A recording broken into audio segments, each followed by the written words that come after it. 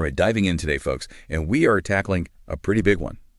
A huge shift happening in master's level education, right? We're talking AI and how it's, well, shaking things up, to put it mildly, when it comes to those classic essay assignments. And you, our amazing listeners, Pratt, us an incredible, really incredible set of sources for this. Yeah. You've got the AI perspectives themselves, right? Exactly. ChatGPT, Claude, CoPilot, even Gemini weighed in. Right. Plus expert analysis from Manus AI, and that really broad view from Perplexity. Yeah. It's fantastic. So our mission today is simple, really. We want to distill this all down, pull out the essential knowledge so you can quickly grasp these changes, and just as importantly, why they matter to you, the learner. No fluff, just the good stuff. Yeah, no, I think that's really key, right? I mean, the essay has been the gold standard for, what, decades? Yeah. For assessing, how well someone understands a topic, how they think critically, all that, at the master's level especially. Right. But with AI now, I mean, you can just prompt ChatGPT or Gemini, and boom, you've got a decent essay. So the question becomes, are these traditional assignments, are they still effective? Do they really show what a student has learned? It's a tough one. Yeah, no kidding. It's like, is cheating just built in now? And it throws a real wrench into grading, right? Yeah. Like, how do you even evaluate fairly when this technology is out there? Absolutely. But what's fascinating, and I think this is where your sources really hit the mark, is that the solution isn't just to, like, ban AI altogether. It's much more nuanced than that. It's figuring out, how do we live with it? How do we thoughtfully use it? How do we integrate it to actually create better, deeper learning? It's a huge mindset shift, I think. Universities and educators are really, I think, grappling with this. Like, what does it even mean to learn and show your knowledge now in this new AI reality? And that, to me, that's where the real excitement is. Okay, so let's get specific. Let's unpack this a bit. Because across all these sources, from the AI models themselves to those in-depth proposals from Manus, there's this strong, overwhelming consensus around a new idea, this idea of what they're calling process-oriented assessment.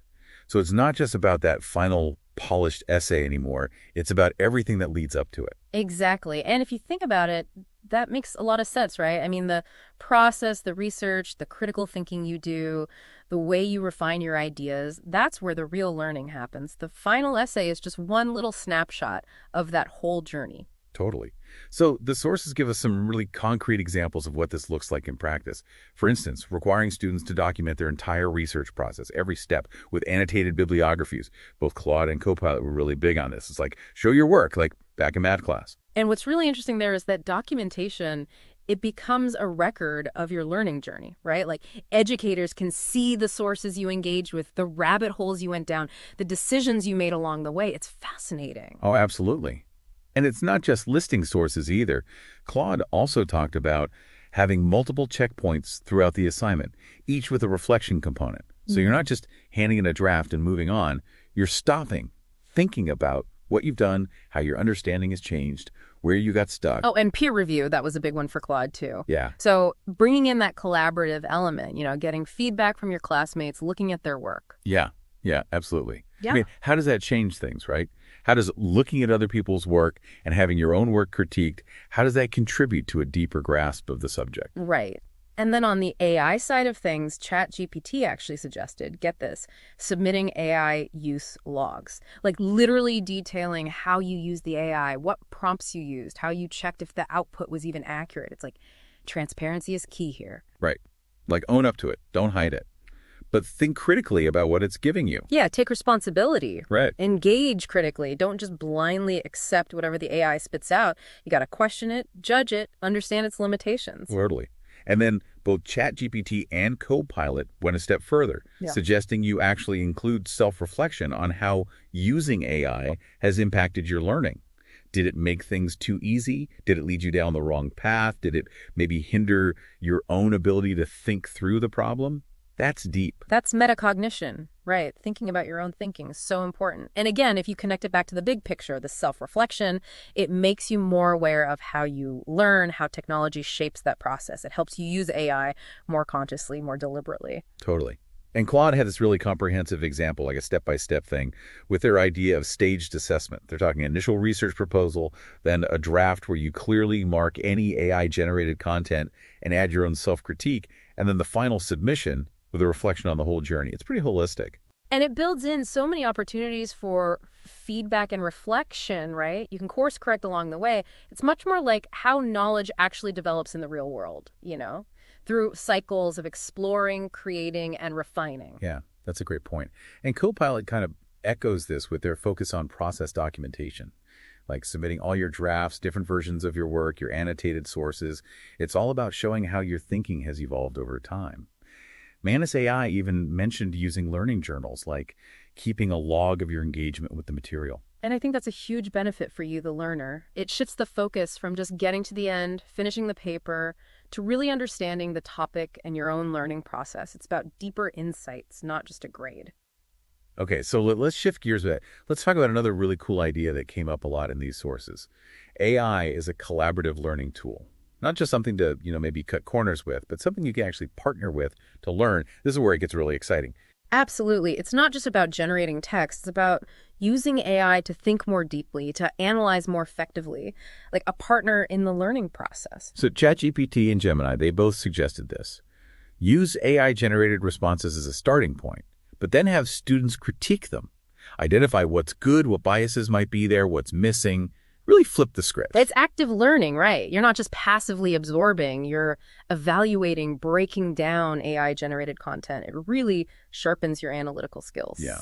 And then ChatGPT also talked about taking those AI outputs and refining them with your own insights, your own work. So the human element is still essential. Of course. And Claude suggested tasks where you actually have to find and fix conceptual errors in AI outputs. So you're really testing your own understanding of the material. Right, because you have to go beyond surface level stuff. You have to understand the AI's reasoning and where it went wrong. Exactly. Yeah. And then Claude also had this idea of comparing different AI responses to the same prompt because different AIs will give you different answers, different levels of detail, different perspectives. So you're not just evaluating the information, you're evaluating the tools themselves. That's cool. And then beyond just critique, ChatGPT talked about using AI for brainstorming, refining arguments, even synthesizing different ideas together, more active ways of working with it. Manus AI pointed out that AI can analyze huge data sets and summarize research, potentially freeing up your time for more in-depth analysis, which is huge. And then Gemini added that AI can actually give you feedback on your writing and even create visualizations of data. I mean, that's the future, right?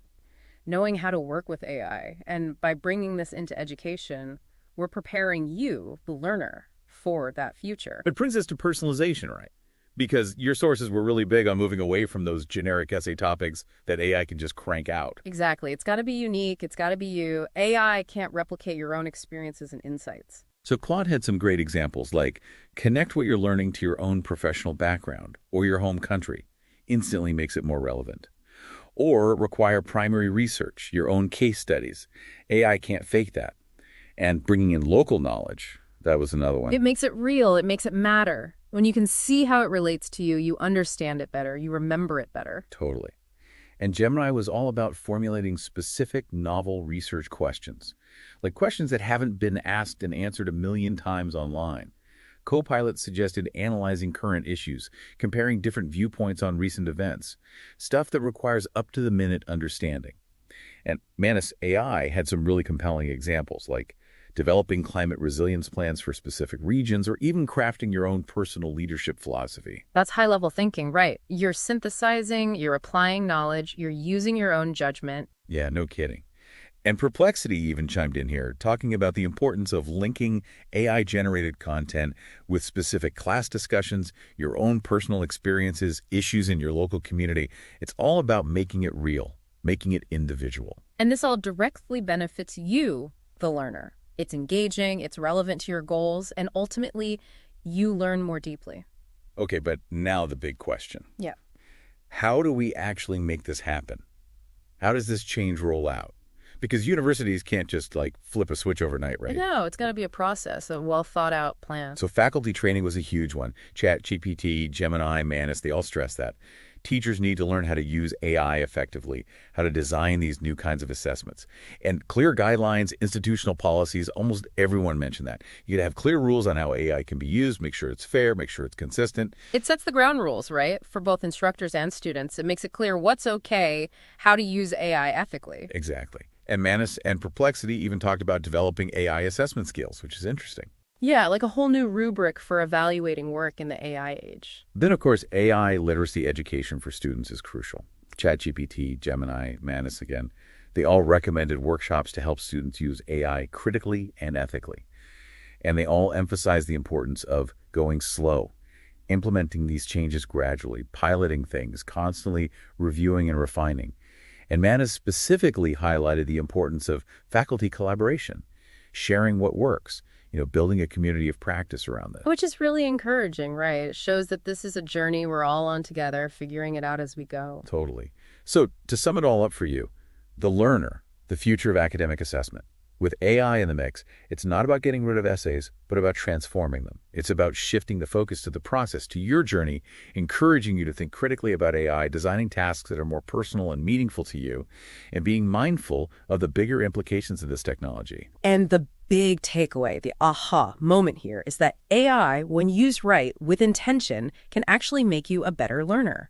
It can push you to think harder, apply what you learn in real-world ways, and develop those crucial skills you'll need in a future where AI is everywhere. And that brings us to our final thought for you to chew on.